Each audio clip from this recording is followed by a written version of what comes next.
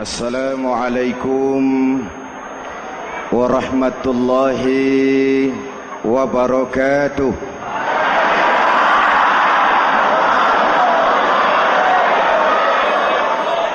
Alhamdulillahi rabbil alamin. Wassalatu wassalamu ala asyrafil mursalin Sayyidina wa maulana Muhammadin wa ala alihi wa sahbihi ajmain, amma ba'du. Para ulama yang saya muliakan, hadirin hadirat ma'asyiral muslimin yang saya cintai, banyak kita alami perubahan-perubahan yang terjadi, baik perubahan yang menyangkut sosial budaya, lebih-lebih yang menyangkut sosial politik. Yang tidak banyak mengalami perubahan adalah sosial ekonomi. Bahkan angka kemiskinan kita naik menjadi 3/5 dari total penduduk kita hidup di bawah garis kemiskinan, dan 20% diantaranya miskin mutlak.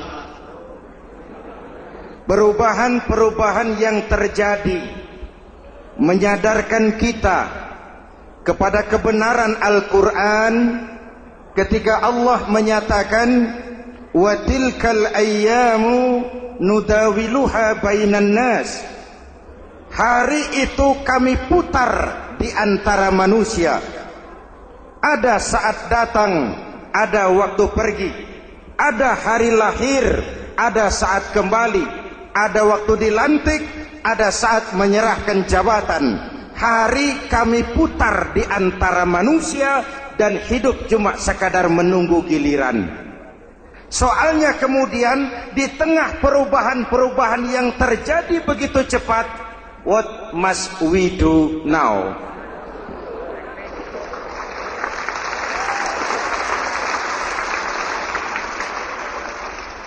Saya juga nggak ngerti itu. Yang penting kan penampilan. Saudara-saudara kaum muslimin di seluruh tanah air, jadi pemimpin adalah pelayan bagi orang yang dipimpinnya. Okelah, perbaikan ekonomi, pembukaan lapangan kerja baru kita serahkan kepada pemerintah, karena kita percaya mereka orang-orang terpilih belaka yang dipilih dengan kepercayaan akan mampu membawa rakyat keluar dari kesulitan. Amin. Tugas kita sekarang di zaman susah meluruskan akidah. Jangan sampai mbah dukun yang naik ke permukaan. Betul? Islam misinya yang pertama membebaskan manusia dari kemusyrikan. 13 tahun Rasul berjuang di Makkah, menanamkan akidah, meluruskan keyakinan, membentuk iman. 13 tahun membebaskan manusia dari belenggu kemusyrikan. 13 tahun menanamkan la ilaha illallah Muhammadur Rasul dengan seluruh konsekuensinya. Kalau saya yakin tidak ada Tuhan selain Allah, saya tidak akan minta tolong kecuali hanya kepada Allah. Saya tidak akan pernah takut kecuali hanya kepada Allah. Saya tidak akan menggantungkan hidup kecuali hanya kepada Allah. Saya tidak akan minta rizki kecuali hanya kepada Allah. Saya tidak akan melarikan persoalan kecuali hanya kepada Allah. Kalau konsekuen dengan keyakinan ini, mbah dukun nggak dapat tempat.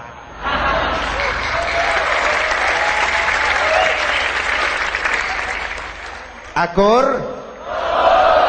Ayo lihat secara sederhana.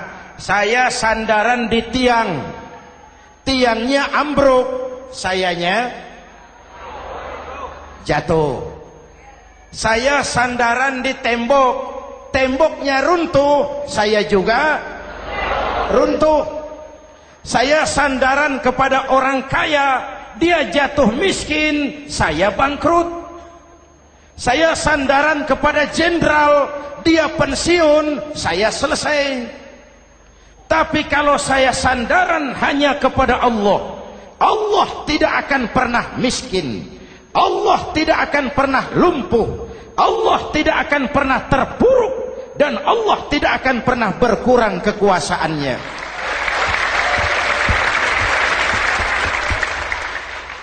Maka umat Islam, sesulit apapun zaman yang kita hadapi, Allah juga tempat kita bersandar. Jelas? Selama ini kita iman dalam ucapan, tapi sekuler dalam perbuatan. Di masjid ada Allah, di kantor Allah tidak ada, maka korupsi merajalela.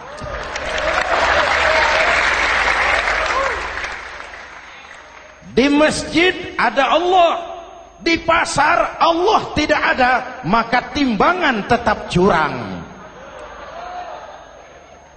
Kita iman dalam ucapan, tapi sekuler dalam perbuatan. Oleh karena itu, sesulit apapun zaman yang kita hadapi, iman jugalah pegangan kita, Allah juga tempat kita bersandar. Boleh zaman berubah, akidah jangan sampai goyah. Karena iman kita hidup, untuk iman kita berjuang, dan dalam iman kita ingin kembali menghadap Allah Subhanahu. Selama ini manusia Indonesia kita lebih banyak diisi otaknya, hati sering kosong, agama dangkal, akidah rapuh, moral rendah. Memang kemudian muncul banyak orang-orang pintar, cuma sayang tidak benar. Indonesia kita bangkrut, Indonesia kita terpuruk, Indonesia kita sakit parah kalau diurus orang yang cuma pintar tapi tidak benar. Kita perlu orang-orang pintar, tapi kita lebih perlu orang benar. Jelas? Kalau cuma pintar tapi tidak benar, itu yang sering saya sampaikan, nanti disuruh ngurus beras malah nimbun beras.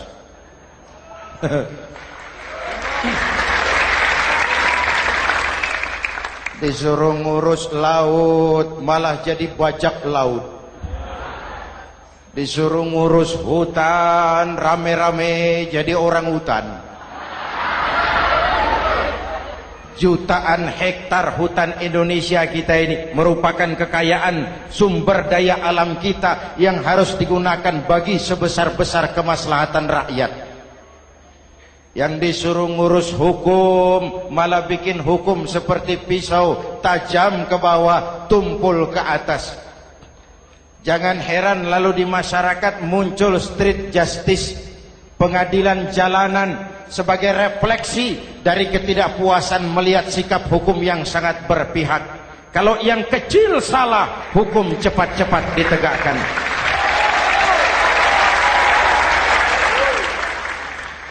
Lihat saja sekarang ini kalau orang terkenal banyak uang punya masalah, antri yang bela. Betul? Tapi saudara lihat si Marsinah di Jawa Timur, si Sengkon dan Karta di Jawa Barat, si Udin Bernas wartawan Jogja terseok-seok mencari keadilan, sampai hari ini urusannya masih remeng-remeng. Kenapa bisa begitu? Jawabannya sederhana, tidak ada fulus. Ada fulus mulus, tidak ada fulus manfus. Betul? Jangan sampai para penegak hukum kita terjebak pada lagu baru, maju tak gentar membela yang bayar. Biar bertentangan dengan nurani, biar bertentangan dengan public opini, biar bertentangan dengan rasa keadilan. Siapa yang bayar, itulah majikan. Mau benar atau salah, belain terus. Kalau seperti inilah hukum kita, mafioso keadilan akan tetap gentayangan. Hadirin yang saya hormati, 13 tahun beliau berjuang di Mekah, meluruskan keyakinan, memantapkan akidah, meneguhkan iman. Dari situ segalanya dimulai, dan ke situ segalanya akan menuju. Intan paling mahal, mutiara paling berharga, tidak lain adalah nilai-nilai keimanan. Kalau itu sudah tergadai, apalagi yang bisa kita banggakan dalam kehidupan ini? Kita merasa harta kita berharga, belum ada artinya ketimbang iman. Kedudukan kita punya nilai pun belum ada artinya ketimbang dengan nilai-nilai keimanan. Itu intan paling mahal, itu mutiara paling berharga. Harta baru ada manfaatnya kalau dilandasi dengan iman. Jabatan dan kedudukan baru terasa gunanya kalau dilandasi dengan keimanan. Kalau jabatan lepas dari iman, yang akan lahir Fir'aun baru. Jelas? Kalau harta terlepas dari iman, yang akan muncul adalah konglomerat korun. Kalau ilmu pengetahuan terlepas dari nilai dasar keimanan, maka yang akan muncul adalah ilmuwan pelacur yang menyalahkan yang benar, membenarkan yang salah untuk kepentingan pribadi. Dan kondisi seperti itu tidak akan membuat kita makin sehat. Oleh karena itu, pada kesempatan ini, pesan pertama saya, menghadapi zaman susah, tetap jaga akidah, tetap pelihara keyakinan. Kesulitan bukan untuk ditakuti, untuk diatasi. Hidup adalah kerja keras, bukan keajaiban. Perubahan tidak akan datang hanya dengan simsalabim abragadabra. Perubahan tidak akan muncul hanya dengan berandai-andai. Perubahan tidak akan turun dari langit seperti turunnya embun di waktu malam. Perubahan adalah kerja keras, sehingga Al-Quran membimbing kita, innallaha la yughayyiru ma biqaumin hatta yughayyiru ma bi anfusihim. Allah tidak akan mengubah keadaan suatu bangsa kalau mereka tidak mau mengubah apa yang ada di dalam diri mereka. Yang ada di dalam diri itu rule of thinking, state of mind, cara kita berpikir, cara kita memandang kehidupan, cara kita mengatasi persoalan. Hadirin yang saya hormati, inilah iman. Berangkat dari ini kita menyadari, ini ujian buat kita rakyat. Dan kita rakyat Indonesia ini kalau sama susah sih sudah kenyang. Ya Pak? Ya Pak? Kita ini sebagai bangsa mengalami apa yang disebut oleh Bung Karno up and down, naik turun, timbul tenggelam, pasang surut. 350 tahun dijajah oleh Belanda, kita susah. Berangkat Belanda masuk Jepang, susah lagi. Pergi Jepang, datang nikah, susah lagi. Lalu kita merdeka, dirongrong oleh berbagai pemberontakan, susah lagi. Makan bulgur, antri minyak. Lalu PKI berontak, susah lagi. Muncul orde baru, lama-lama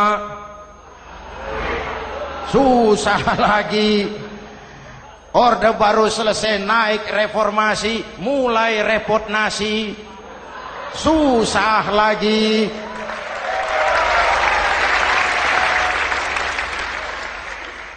Kalau susah kita ini sudah akrab, sudah intim. Mestinya kalau sudah susah seperti itu, jangan salah sikap menyikapi kesusahan. Jangan sampai kita potong kompas, ambil jalan pintas, terjebak menghalalkan segala cara. Itu tidak akan menguntungkan. Itu tidak akan menyelesaikan.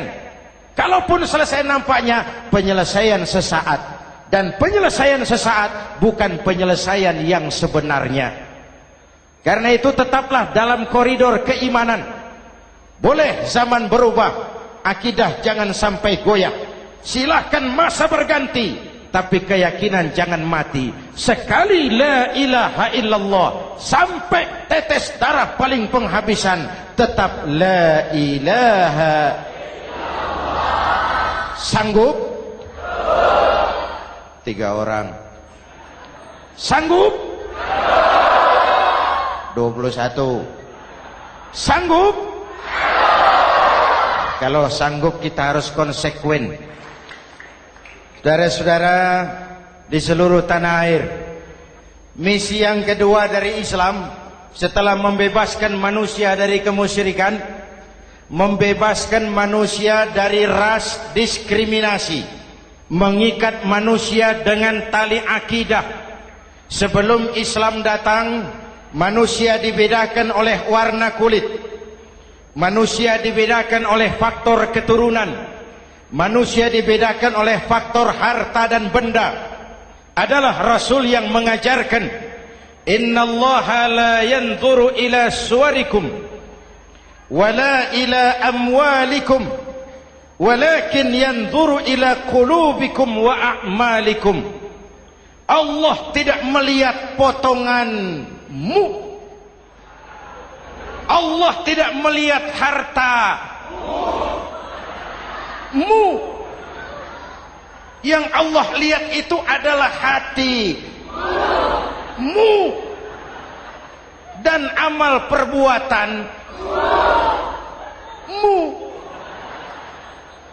Jauh sebelum Amerika teriak-teriak membanggakan apa yang mereka sebut sebagai Declaration of Independence, Nabi sudah mengajarkan kepada kita semua, An-nas kulluhum li Adam wa Adam min turab la fadla li Arabiyyin ala ujamiyyin illa bittaqwa. Seluruh manusia berasal dari Adam. Adam diciptakan dari tanah. Tidak ada kelebihan Arab dengan yang bukan Arab kecuali takwanya. Jauh sebelum Amerika mencanangkan bahwa semua manusia dilahirkan sama, that all men are created equal. Jauh sebelum itu Islam sudah membebaskan manusia dari ras diskriminasi. Apa dalam konteks kekinian? Menghadapi zaman susah tetap jaga kerukunan. Ya Pak, ya Bu, oi Bu. Menghadapi zaman susah tetap jaga kerukunan, baik antar umat seagama, antar umat beragama, maupun antar umat beragama dengan pemerintah. Menjaga kerukunan. Jangan saling sikat sikut di antara kita. Sebab kalau sudah rukun, saya ajak berhitung. 1 ditambah 1 sama dengan, itu matematika namanya. Hasilnya pasti. Tapi angka sosial hasilnya aneh. Saya ubah jadi angka sosial. Ayo kita berhitung lagi. 1 orang takut ditambah 1 orang takut sama dengan 2 orang setengah berani. Kenapa setengah berani? Karena sudah berdua. Tadi kan takut sendiri. Kalau sama-sama takut berkumpul jadi setengah berani. Kalau ditambah 1 orang takut lagi, 1 orang takut ditambah 1 orang takut ditambah 1 orang takut sama dengan 3 orang berani. Kenapa jadi berani? Karena sudah bertiga. Kita yang lemah, kita yang marginal, kita yang dikucilkan, bahkan kita yang dilecehkan, kalau mau rukun kita akan kuat dan tidak bakal dipermainkan orang.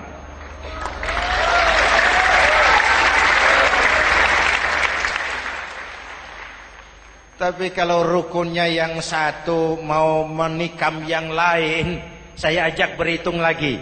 Yuk berhitung yuk. 1 ekor ayam ditambah 1 ekor musang sama dengan 1 ekor musang. Kemana ayamnya? Dimakan musang. Betul nggak nih hitungan? Ayo kita hitung lagi. 1 ekor ayam ditambah 1 ekor musang sama dengan 1 ekor musang. Kemana ayamnya? Dimakan musang. Jadi kalau kita suka kumpul dengan orang yang mau makan kita, selesailah kita.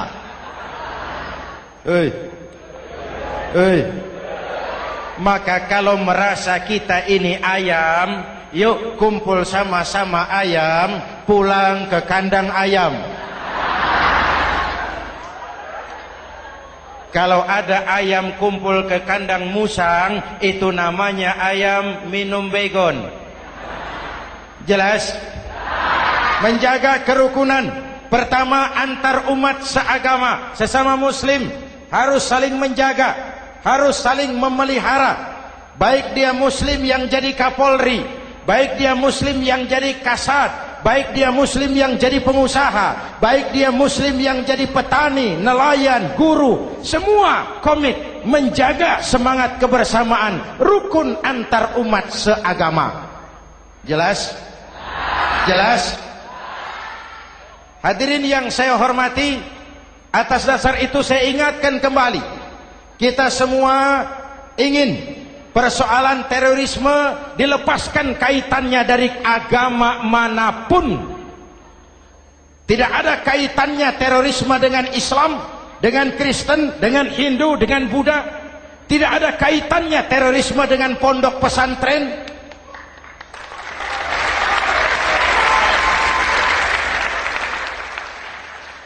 Jangan sampai pesantren jadi kambing hitam.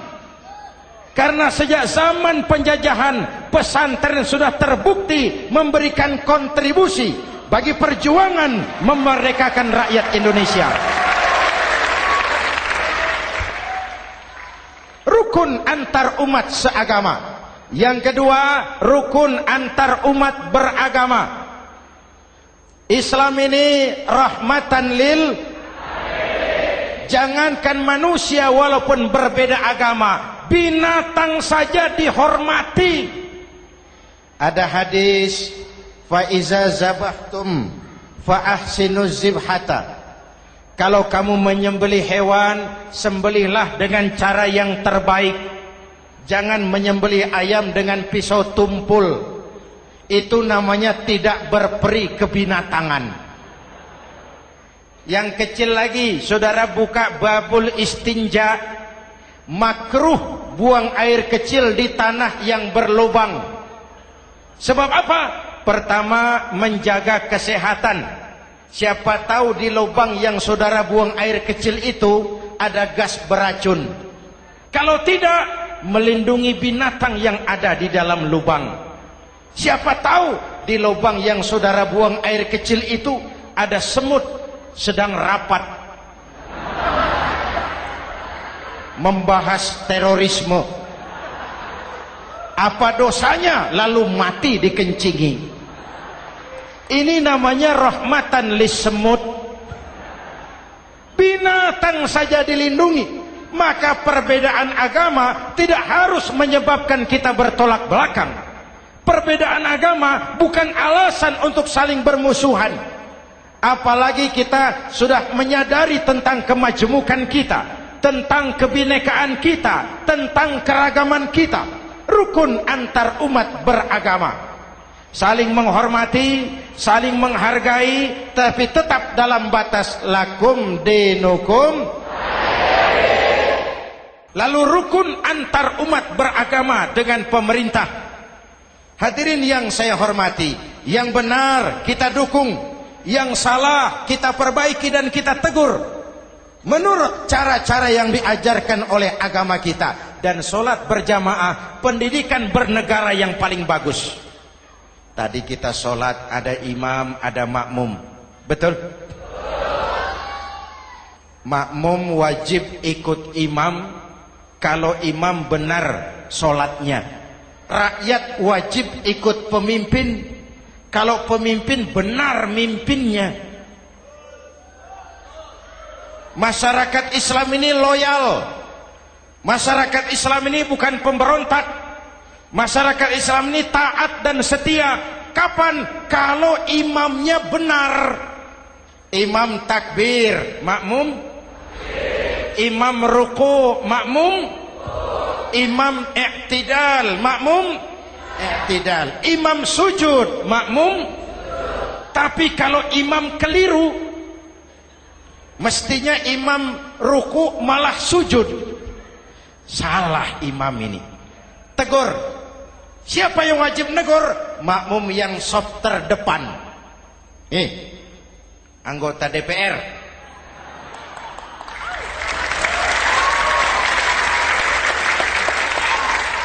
Ini wakil-wakil makmum ini, saf di depan ini. Kalau imam keliru, mereka paling tahu. Ngomong. Tegur.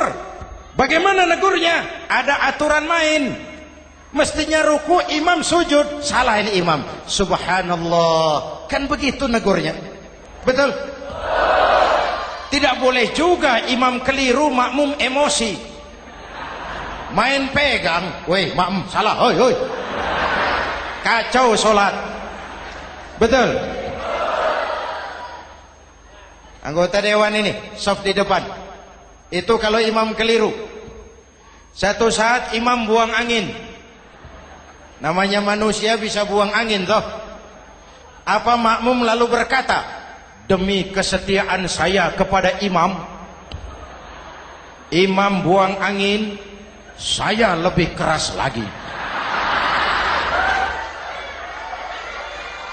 Itu namanya fanatisme buta, loyalitas yang goblok. Imam buang angin, minggir. Iyyaka na'budu wa iyyaka nasta'in. Sampai situ imam buang angin, minggir imam. Lalu saf yang di depan maju. Tidak usah bikin solat baru, teruskan pekerjaan imam. Ihdinas siratal mustaqim. Teruskan. Kenapa? Kalau bikin solat baru lagi, nanti buang angin lagi. Bikin lagi solat. Kapan selesainya solat? Kapan selesainya membangun negara ini? Yang penting imam tahu diri, buang angin, minggir.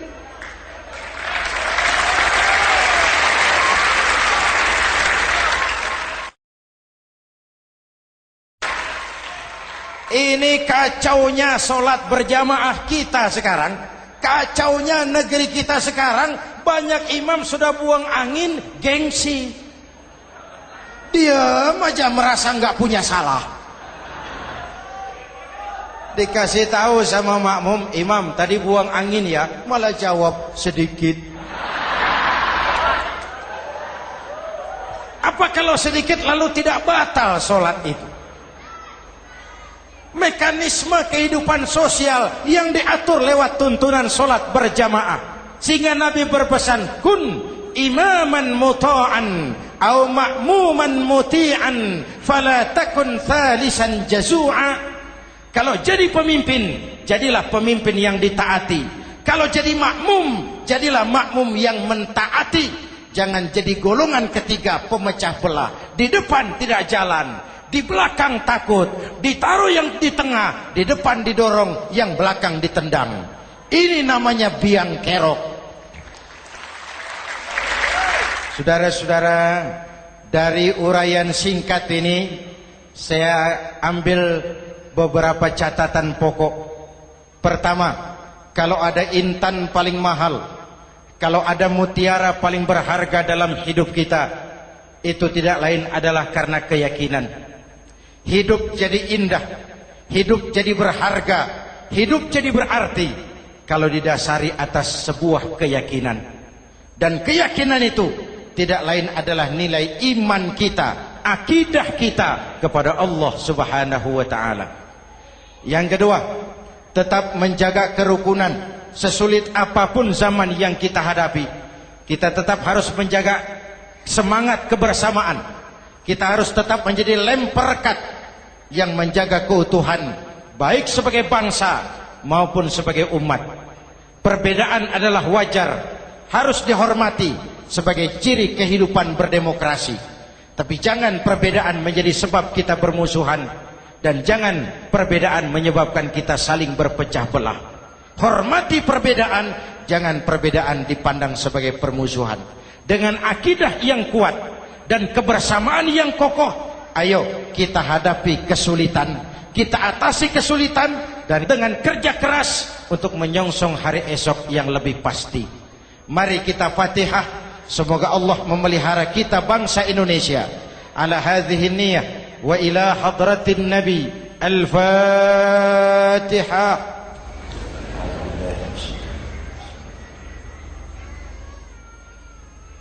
Iyyaka na'budu wa iyyaka nasta'in. Ihdinas siratal mustaqim. Siratal ladzina an'amta 'alaihim.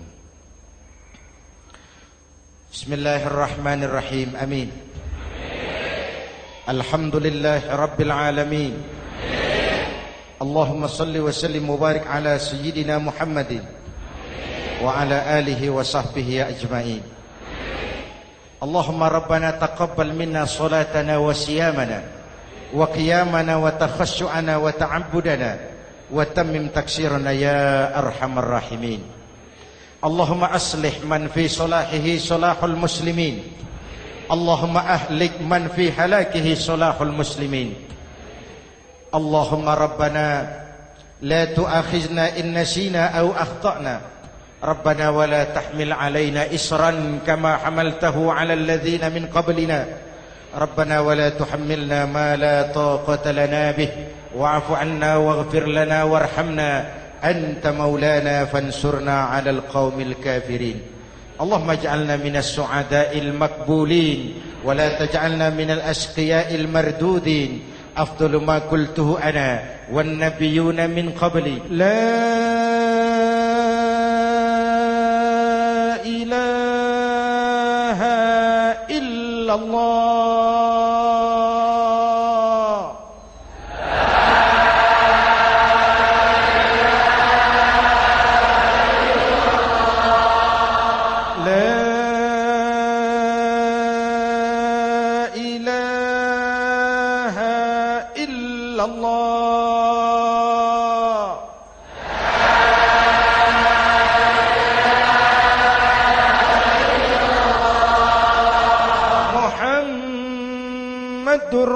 Rasulullah.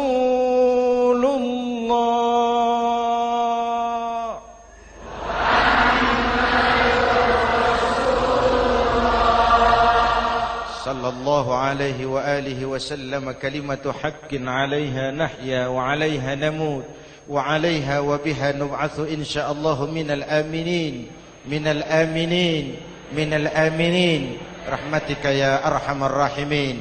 Sallallahu ala Sayyidina Muhammad wa ala alihi wa sahbihi ajma'in. Ana rabbika rabbil izzati amma yasifun. Salamun alal mursalin. Walhamdulillah rabbil alamin. Jumpa lagi di lain kesempatan insyaallah. Wassalamualaikum warahmatullahi wabarakatuh.